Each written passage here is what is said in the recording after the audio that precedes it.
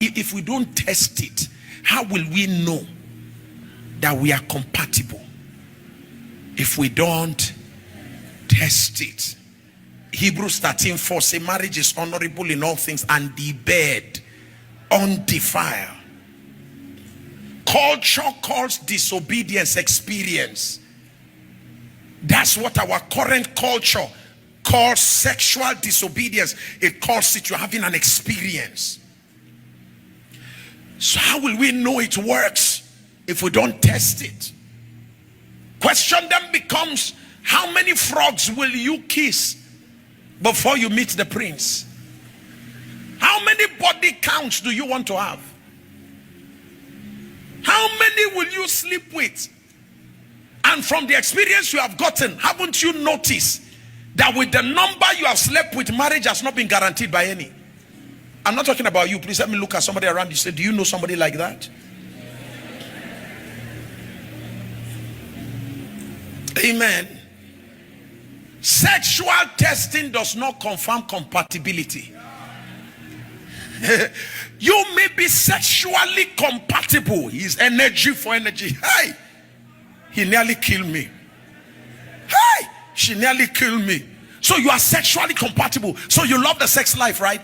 Only for you to later realize that you married on the ground of sexual compatibility, only for you to realize that you are not intellectually compatible. Spiritually, you are not compatible. Purpose-wise, you are not compatible. What do we do with a situation whereby purpose-wise we are not compatible? Intellectually wise, we are not compatible. Conversationally, we are not compatible. There's nothing left. So the only thing we'll be doing is meet me in the bedroom.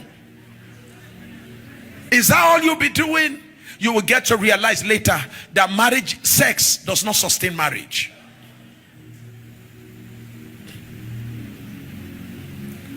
Write this down. If the only thing you have to offer a man or woman is what anybody outside can offer you, you are not in a marriage. Test it. How many have you tested it with? Hoping it will result in marriage. It's a lie that has made many to break up over and over again, and many have gone into relationship where benefits have been given without commitment. Never forget that lust will produce attachment, not alignment. Sexual immorality will only increase the number of people you are attached to. And you don't want to end up with a good man or good woman only to find out that anytime you're having sex, your mind goes back to all the one in Makodi, the one in Angpa. Then there's another one in Obomosro. Then there's this one in Ajegule. And you will not know when you are holding your husband and you say, push me like that, push me. Who are you saying push me? It's because of what happened in Ajegule.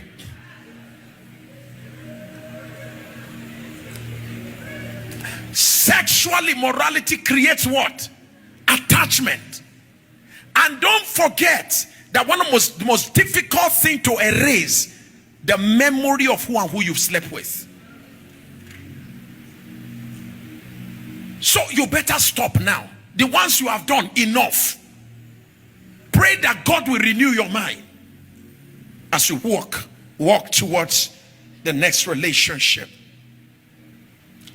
Listen, God's standard for relationship may look old-fashioned, but it is protective. God is trying to protect you. That's why I say you should not test it. Compatibility is determined through communication, not through compromise. We don't determine compatibility through compromise. We determine it through communication. But Reverend Sam, how would you know if he has erection? You are not the testing kit. Did anybody create you and say you are the instrument we are using to test whether a man has erection or not? No. That's why they have something called hospital. Am I correct? If you are doubting whether he has erection or whatever is the problem is, if you are doubting that, tell him, sorry please, I'll need us to do medical test. Is that okay? and you tell him part of the test is erection test, and it's not you. When it's time to do that, they won't say, madam, come and lie down, I want to use you to test him. No, the doctors know how to do that. Trust the doctors. Let me ask your neighbor, did you hear that? Say, you are not a testing kit.